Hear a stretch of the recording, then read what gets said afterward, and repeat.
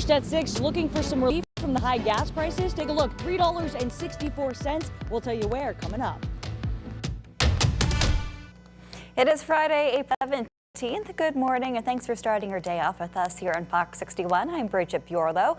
It felt like summer yesterday, but changes are on the way for the weekend. Rachel, we'll get a taste of what? Spring and maybe a little winter too. Yeah, it's definitely going to be a chilly and raw one as we head through in the next few days. Today, though, we have some showers in the morning and then we'll wrap that up as we head towards late morning, early afternoon with a chance for some thunderstorms after that. Right now, we're drying out in the western half of our state, but we still have some pockets of more moderate rain falling if you're heading out now towards Yukon, Chaplin, along Route 6 this morning towards Windham and Lebanon, and then also towards Colchester this morning. Ashford, Eastford dealing with a good downpour, as well as just east of Haddam. So heads up, folks, there. You will probably get a downpour within the next couple of minutes. Killingworth right now, some light rain towards North Brantford now. Temperature-wise, we're in the 60s across the state at 64 in Hartford, 57 degrees in New Haven, but we are tracking those changes over time.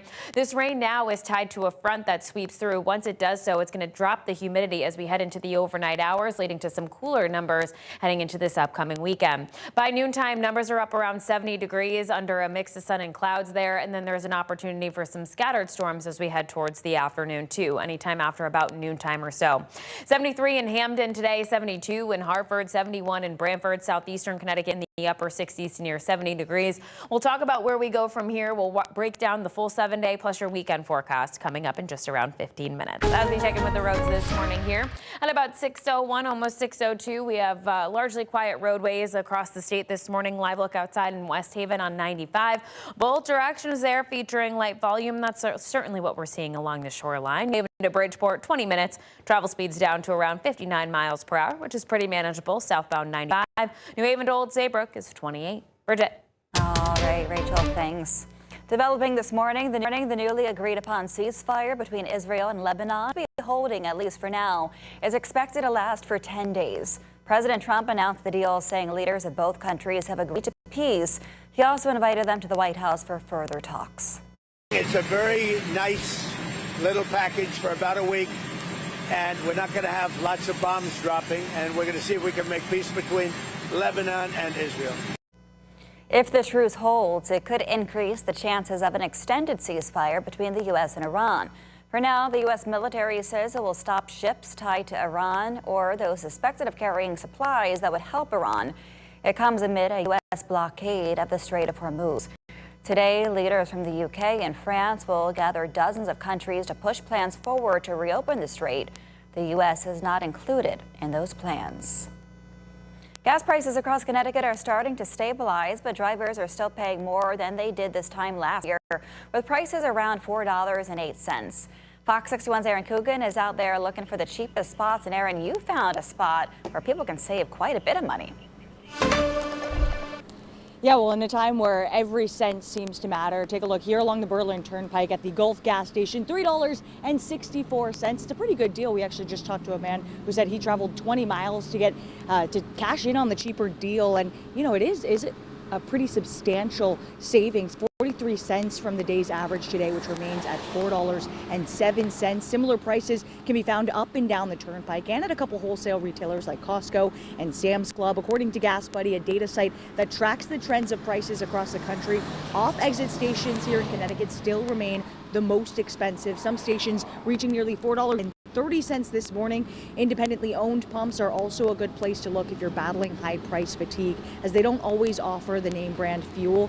But just to put into perspective, as we enter week 7 of fighting in Iran, the impact it's had on gas prices domestically, even the cheaper option today, again, $3.64, is more than 60 cents higher than what most were paying this time last year. Meanwhile, recent agreements for ceasefire between Israel and Lebanon could mean further stabilization of prices in the coming days and weeks. A sign that we're headed in the right direction is that Brent crude oil, the international standard, today dipped under $100. We couldn't say the same thing about a week ago, where it was about $120. So it is still a wait and see situation, which isn't the best thing to hear, but it is a sign of a little bit of relief. Guys.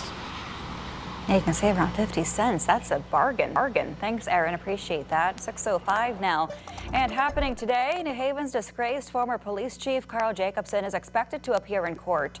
He has yet to enter a plea for the 2 larceny charges against him.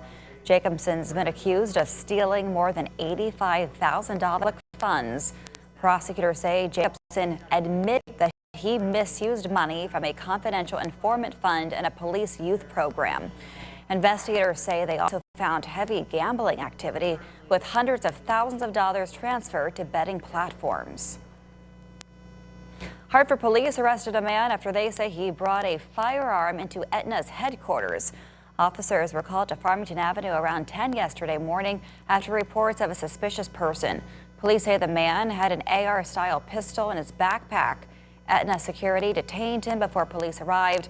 51-year-old Denry Waddleton is charged with firearm and weapons offenses. Fox 61 has obtained the arrest warrant for the man accused of sexually assaulting a 4-year-old at Bright Path Daycare. This is in Avon.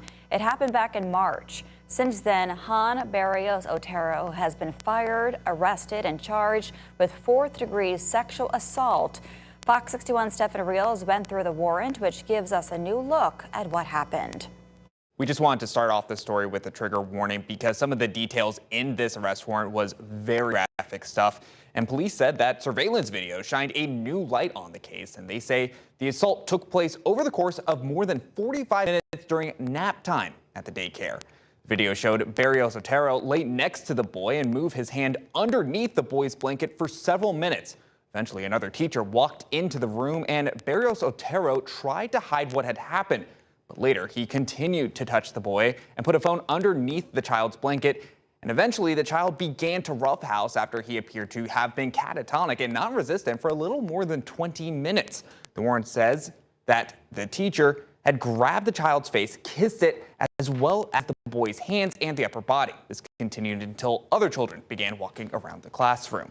Police also spoke with a teacher who worked closely with Barrios Otero, and she said that prior to this, she had not noticed him being inappropriate at all. But she did tell police that apparently during Bright Path training, they were told it was okay to rub a child's back to help them fall asleep. However, that had to be on top of the blanket, not underneath it. In response to what happened, a lawsuit had been filed, and I actually had the chance to speak with one of the lawyers representing dozens of families of Bright Path kids. They say the details of the warrant line up with what they've heard about the daycare center. I wish I could say it was surprising, but it was not. It's been a process that's been building. One of the issues is that what we are seeing is patterns of abuse going back years. The fact that you are representing so many families, does that mean we could expect legal action from their part against Bright Path as a whole? Very likely. We are still very much so in the beginning of stages of getting information. There are multiple families contacting us literally hour by hour. So we want to put together more of a cohesive effort on our behalf. And it's fortunate that we do represent the vast majority of the families. So we're really going to be able to do that for the people.